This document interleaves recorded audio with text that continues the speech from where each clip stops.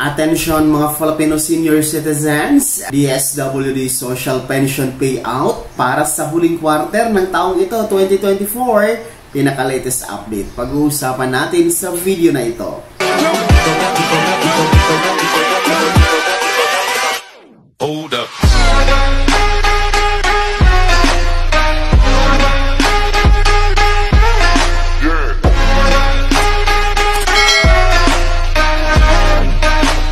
Hello mga ka-vlogs! Welcome dito sa aking YouTube channel. Magandang araw po sa lahat ng mga manonood.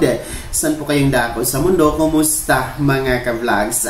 Pinaka-latest na update dito sa huling payout schedule bago matapos ang 2024 dito sa DSWD Social Pension. Mamaya-maya pag-uusapan natin. Pero bago ang lahat, kung bago ka pa lang dito sa aking YouTube channel o di kaya hindi ka pa nakasubscribe, i-click nyo muna ang ating subscribe button na nasa baba. Huwag nyo kalimutan na pindutin ang notification bell. Ilagay nyo po sa all para naman updated kayo sa lahat ng mga videos na aking i-upload. So eto na po mga Filipino senior citizens, lalong-lalo pa ang mga beneficiary dito sa DSWD Social Pension. Magtatapos na po kasi ang buwan ng Nobyembre. Well, in fact, today is November 27, araw ng Miyerkules. And ilang araw na lang ay Disyembre na.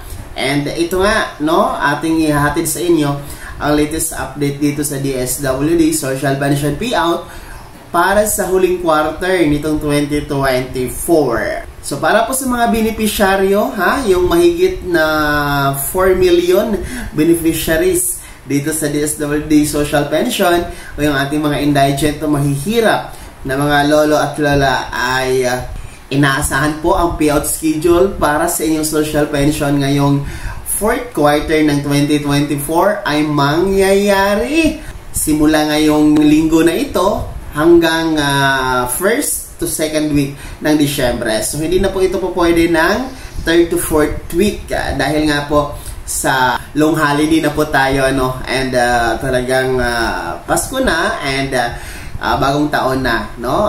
Ito po ay maibigay dapat bago ang Pasko para po kahit paano makatulong po sa ating mga lolo at lola, no? Sa mga gustong may bilhin sa Pasko, may handaan, at paano may mailapag po sa mesa, no, sa Noche Buena and bagong taon.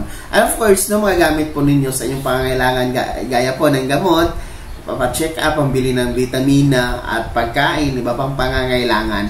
So itong fourth quarter na payout na ito ay 3,000 pesos, no, dahil binalik na kasi sa quarter ang payout schedule.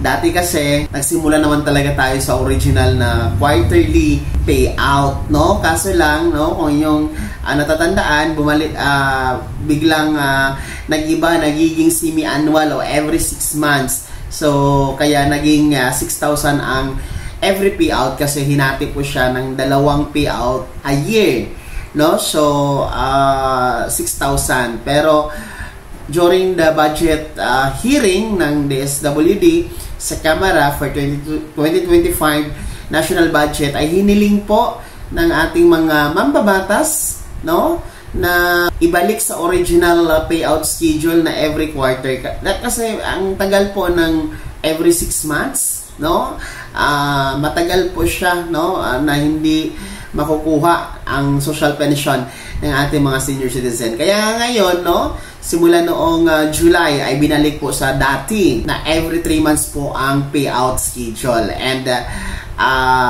ito nga po ang nalalabi ngayon, ang fourth quarter, no? Magsimula po sa buwan ng Oktubre, Nobyembre, and Disyembre. So bali 3 buwan. So isang buwan na pension per month mga ka-vlogs ay equivalent to 3,000 pesos. So yun po yung matatanggap ninyo sa inyong payout ngayong fourth quarter. And possible po, expected yan na magsisimula ngayong linggo hanggang second week ng Disyembre. So depende na din po ito sa inyong LGU, depende po sa inyong DSWD field of office per region mga ka-vlogs. Pero one thing is for sure ay may bibigay ito na mas maaga, no, bago po sasapit ang Pasko. So para po sa kaalaman ng lahat ng ating mga Filipino senior citizen, ito pong ating tinatalakay ngayon na payout schedule for social pension ay tanging para sa mga benepisyaryo lamang o yung mga